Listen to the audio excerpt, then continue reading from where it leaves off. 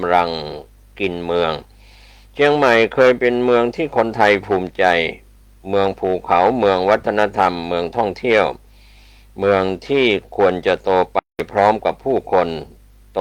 แบบมีรากเหง้าโตแบบยั่งยืนมีศักยภาพสูงเหล่านี้เป็นส่วนของเมืองเชียงใหม่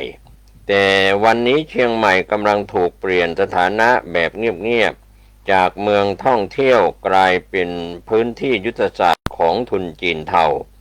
ไม่ใช่เพราะมีคนจีนมาเยอะไม่ใช่เพราะร้านอาหารจีนเปิดเพิ่มไม่ใช่เพราะนักลงทุนต่างชาติซื้อคอนโดแต่เพราะเชียงใหม่กำลังถูกใช้เป็น3อย่างพร้อมกันคือประตูชายแดนฐานอาชญากรรมและพื้นที่ฟอกเงินและก็ฟอกตัวและสิ่งที่น่ากลัวที่สุดคือมันไม่ได้เกิดจากความเก่งของอาชญากรฝ่ายเดียวมันเกิดจากคนในระบบที่เปิดทางให้ชายแดนไม่ใช่เส้นแบ่งประเทศอีกต่อไปมันกลายเป็นโรงงานผลิตคนไทยปลอมถ้าอยากเข้าใจทุนจีนเทาในเชียงใหม่อย่ามองแค่ในเมืองให้เริ่มมองที่ชายแดนเวียงแหงเชียงดาวที่นี่ไม่ได้เป็นแค่พื้นที่ภูเขาแต่เป็นจุดยุทธศาสตร์ที่เครือข่ายทุนเทาใช้เจาะระบบรัฐไทยจากฐานรากข้อมูลชี้ชัดว่ามีการสวมสิทธิบัตรประชาชนไทยให้คนจีนใช้ข้อมูลคนตายใช้ชื่อผู้ป่วยติดเตียงแล้วจัดการเปลี่ยนสถานะให้คนต่างชาติกลายเป็นคนไทยบนเอกสารราคาต่อหัวไม่ใช่หลักหมื่นมันคือหลักแสนถึงหลักล้านและนี่ไม่ใช่คอร์รัปชันรายย่อยเพราะมันพาดผ่านเจ้าหน้าที่รัฐระดับท้องถิ่นทั้งชุดมีนายอำเภอปลัดอำเภอกำนันนี่คือระบบราชการที่ถูกซื้อเมื่อคนจีนได้บัตรไทยเข้าไม่ได้แค่อยู่ไทยได้เขาถือครองทรัพย์สินได้ทำธุรกิจได้จดบริษัทได้เปิดบัญชีได้ซื้อที่ดินได้และที่สำคัญที่สุดคือฟอกตัวได้อาชญากรไม่ต้องหนีแล้วเพราะเอกสารเปลี่ยนเขาให้เป็นคนไทยเชียงใหม่จึงกลายเป็นพื้นที่ซ่อนตัวของคนหนีคดีรวมถึงอาชญากรข้ามชาติที่มีคดีฉ้อโกงระดับใหญ่บางรายถึงขั้นมีหมายจับสากลนี่คือการเจาะระบบความมั่นคงจากทะเบียนราษฎร์ไม่ใช่แค่จากชายแดนบ้านหรูไม่ใช่บ้านมันคือศูนย์ปฏิบัติการ call center จากชายแดนเครือข่ายขยับเข้ามาในเมืองด้วยวิธีแนบเนียนมากเช่าบ้านหรูเช่าพูลวิลล่าพื้นที่ต้องส่วนตัวพื้นที่ต้องควบคุมได้พื้นที่ต้องไม่มีคนสงสัยแม่ริมหางดงสารพีสันกำแพงคือจุดหมายจีนเทาใช้บ้านเหล่านั้นเป็นฐานปฏิบัติการ call center แชร์ลูกโซ่แก๊งหลอกลวงออนไลน์คนในหมู่บ้านอาจคิดว่าเป็นนักท่องเที่ยวเป็นเศรษฐีเป็นคนต่างชาติที่มาพักผ่อนแต่ความจริงคือโรงงานอาชญากรรมที่ตั้งอยู่กลางชุมชนและที่น่ากลัวก็คือพวกเขายอมจ่ายแพงมากเพราะรายได้จากการหลอกลวงคุ้มกว่าเชียงใหม่จึงไม่ใช่เมืองท่องเที่ยวธรรมดาอีกต่อไปแต่มันคือหนึ่งในฐานผลิตเงินดำที่ซ่อนอยู่ในบ้านสวยๆในเมืองก็มีสงครามหนึ่งสงครามยึดพื้นที่ยึดลูกค้ายึดเศรษฐกิจในสันกำแพงนิมมานเหมินท่าแพธุรกิจจำนวนมากถูกเซ้งร้านอาหารบาร์คาเฟ่ถูกเปิดใหม่แบบเป็นกลุ่มก้อนเกิดชุมชนจีนที่แน่นมากบางพื้นที่พนักงานพูดไทยไม่ได้บางพื้นที่คนไทยเป็นเหมือนแขกในบ้านตัวเองสิ่งที่ทำให้มันไปไกลกว่านั้นก็คือโมเดลกินรวบหรือธุรกิจศูนย์เหรียญครบวงจรโมเดลเศรษฐกิจที่ดูเหมือนสร้างรายได้แต่จริงๆคือดูดเงินออกจากประเทศนำเข้าวัตถุดิบจากจีนใช้แรงงานจีนหรือแรงงานต่างด้าวขายให้ลูกค้าจีนเก็บเงินผ่านแอปพลิเคชันจีนสุดท้ายเงินไม่เข้าไทย ไม่เสียภาษีเต็มไม่ซื้อวัตถุดิบไทยไม่จ้างงานไทยจริงเมืองเหมือนคึกคักแต่เงินไม่เคยตกถึงมือคนเชียงใหม่อสังหาริมทรัพย์ถูกเปลี่ยนเป็นห้องเก็บเงินดำเมื่อเงินดำสะสมมากพอทุนเทาก็ต้องหาที่ซ่อนอสังหาริมทรัพย์คือคำตอบทุนเทากว้านซื้อที่ดินบ้านคอนโดในเมืองสันทรายหางดงสันกำแพงผ่านนอมินีคนไทยผ่านบริษัทบางหน้าผ่านระบบจดทะเบียนออนไลน์ผลคือราคาที่ดินพุ่งคนท้องถิ่นถูกผลักออกจากตลาดความฝันมีบ้านในเชียงใหม่ของคนรุ่นใหม่กลายเป็นเรื่องตลกร้ายเชียงใหม่ถูกทำให้เป็นทรัพย์สินเพื่อฟอกเงินมากกว่าเป็นพื้นที่ชีวิตของคนท้องถิ่นป่าไม้ก็ไม่รอดทรัพยากรถูกหั่นขายเพื่อเลี้ยงทุนเทาทุนจีนสีเทาไม่ได้กินแต่เมืองมันกินถึงป่ามีข้อมูลเครือข่ายลักลอบตัดไม้ในป่าอนุรักษ์เชื่อมโยงนายทุนจีนกับนอมินีไทยขนไม้ไปโกดังต่างจังหวัดแปรรูปและส่งออกนี่คือการปล้นทรัพยากรของชาติด้วยมือของเครือข่ายอาชญากรรมและถ้ารัฐยังอ่อนแอป่าก็จะกลายเป็นคลังทุนเทาไม่ต่างจากเมืองทั้งหมดนี่โตได้เพราะมีคนคุ้มกันถ้าทุนเทาไม่มีคนคุ้มมันโตไม่ได้แต่ข้อมูลชี้ว่าขบวนการมีสายสัมพันธ์กับเจ้าหน้าที่รัฐทุจริตและอิทธิพลมืดถึงขั้นมีการโทรข่มขู่เจ้าหน้าที่อ้างยศตำรวจชั้นผู้ใหญ่เพื่อให้หยุดตรวจสอบนี่คือสิ่งที่เรียกว่า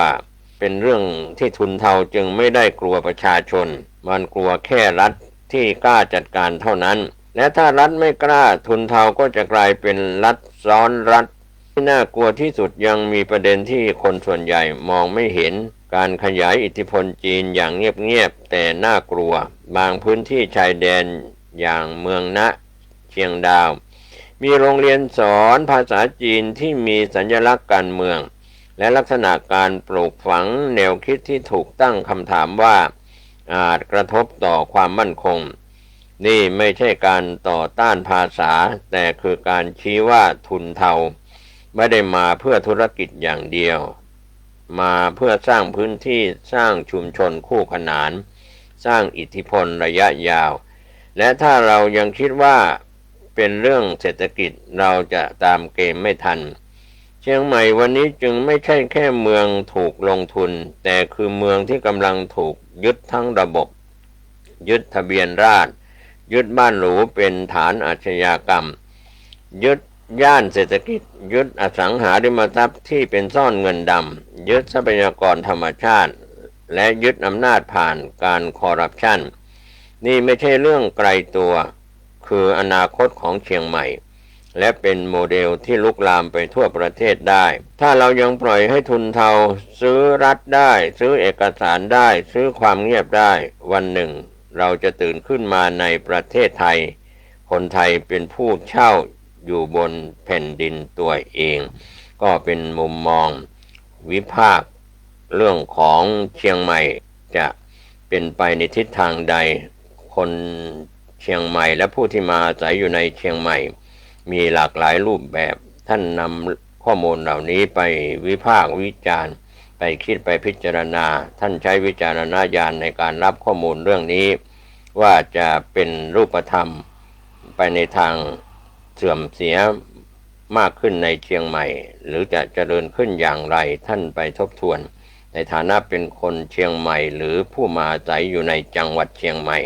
โชคดีกับการมาอาศัยอยู่เมืองเชียงใหม่เป็นแดนพุทธศาสนาสวัสดีครับสวัสดีครับท่านผู้ฟังที่เคารพ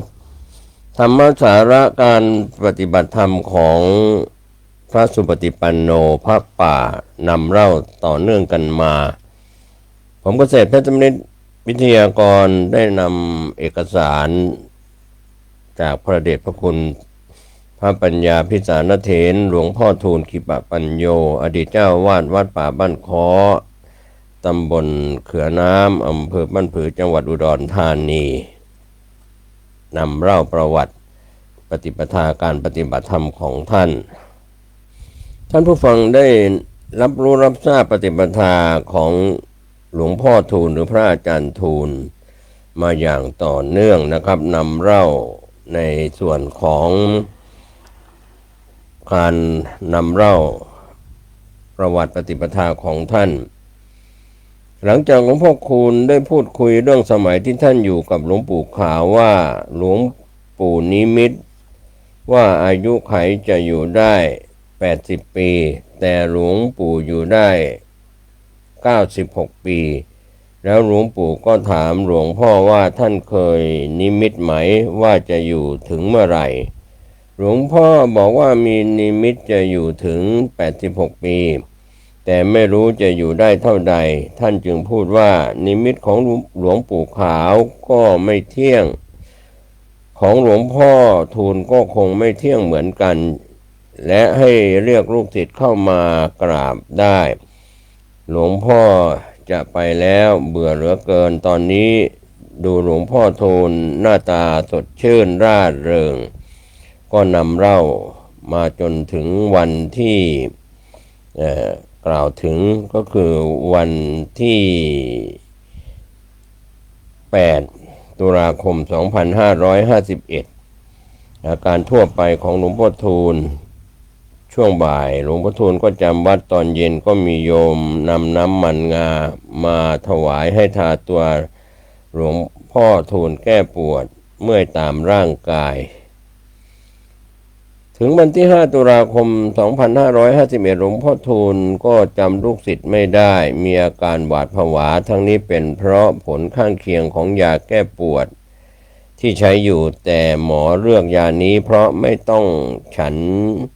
ใช้แปะหน้าอกแทนและเป็นยาแก้ปวดได้ดีที่สุด8 ตุลาคม 2551หลวงพ่อก็หวาดผวามากขึ้นกลัวถูกวางยาเพราะท่านระวังตัวในเรื่องนี้มาแต่เดิมท่านจะถามทุกครั้งว่ายาอะไรใครเป็นคนให้เอามาในช่วงนี้จึงไม่ยอมฉันยาใดๆเลยนอกจากคนที่ท่านไว้ใจมากที่สุด9 ตุลาคม 2551หลวงพ่อทูลความจำดีขึ้นแต่ยังปวดมากอยู่หายใจไม่เต็มอิ่มฉันยาแก้ปวดเกินขนาดต้องล้างด้วยว่านจืดอีกหลังจากนั้นฉันผลไม้ได้บ้างอาการปวดลดลงแต่ดูซึมๆหายใจทางปาก10 ตุลาคม 2551มีคณะพระผู้ใหญ่ประกอบด้วยพระเทพญาณวิสิทธิเจ้าอาวาสวัดพระราม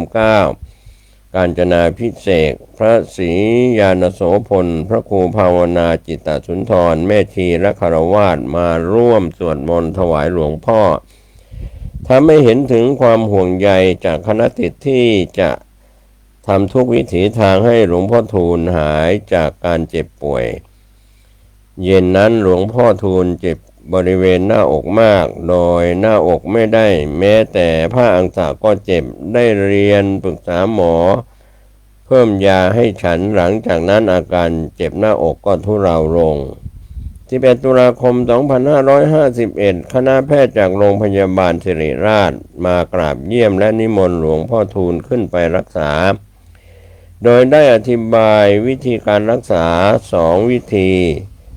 ที่1เคมีบำบัดมีทั้งกินและฉีดแล้วแต่จะเลือกให้เหมาะสมกับหลวงพ่อทูลและให้มีอาการข้างเคียงน้อยที่สุดวิธีที่2การฉายแสงจะลดอาการปวดได้ดีและสามารถควบคุมการปวดโดยฉีดยาเข้าเส้นทำให้ควบคุมอาการปวดได้ดีคณะแพทย์และทีมงานพร้อมที่จะดูแลหลวงพ่อทูลหลวงพ่อทูลก็ตอบคณะแพทย์ว่าทุกคนบอกให้หลวงพ่อสู้แข็งแรงแต่ร่างกายไปไม่ไหวมันลำบากเหมือนวัวช้างรากไม้แต่ตอนนี้มันพยายามรากไม้แต่มันไม่ไหวมันใหญ่มันหนักมันลำบากกำลังสูงกับช้างมันต่างกันวันต่อไปอะไรจะเกิดขึ้นกับหลวงพ่อยังบอกไม่ได้ให้ดูเป็นวันต่อวันแล้วหลวงพ่อทูลก็บอกว่าแต่วันนี้เจ็บหน้าอกปวดด้านหลังเอายาอะไรมากินดีจึงจะ ได้นำยามาถวายคืนนี้ทำให้เห็นว่าแรงศรัทธาในองค์หลวงพ่อทูลมีพระคณะศิษย์แม่ชีมาสวดมนต์ถวายทุกคืนในแต่ละวันมีคณะญาติโยมมากราบไหว้มากมายบางกลุ่มก็ได้เข้าไปกราบในห้องบางกลุ่มก็ได้กราบด้านนอกบางคนเห็นหลวงพ่อทูลถึงกับร้องไห้ออกมาและบอกสงสารหลวงพ่อท่านน้ำหนักลดลงไปมาก12 ตุลาคม 2551หลวงพ่อได้เล่าอาการให้ฟังและสั่งให้จดไว้ว่าเจ็บง่ามนิ้วมือขวาเจ็บแขนเจ็บหน้าอกเวลาเคลื่อนไหวร่างกายตึงทั้งตัวทั้งเจ็บปวดจึงได้นำยามาถวายหลวงพ่อบอกว่ายาเทวดาฉันแล้วบรรเทาอาการเจ็บปวดสามารถเดินออกกำลังกายได้2 รอบฉันอาหารได้บ้างแต่ไม่นานพอยาหมดก็เจ็บอีก13 ตุลาคม 2551สังเกตได้ว่าหลวงพ่อทูลพูดไม่ชัดฟังยากมากฉันอาหารได้น้อยเบื่ออาหารลูกศิษย์สันนิษฐานว่าเป็นเพราะสารประหลอดที่ตกค้างอยู่หรือเปล่าได้เรียนปรึกษาคุณหมอชัยรัตน์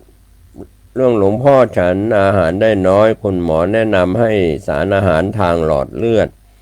ซึ่งเมื่อได้รับสารอาหารท่านดูสดชื่นขึ้นเล็กน้อย14 ตุลาคม 2551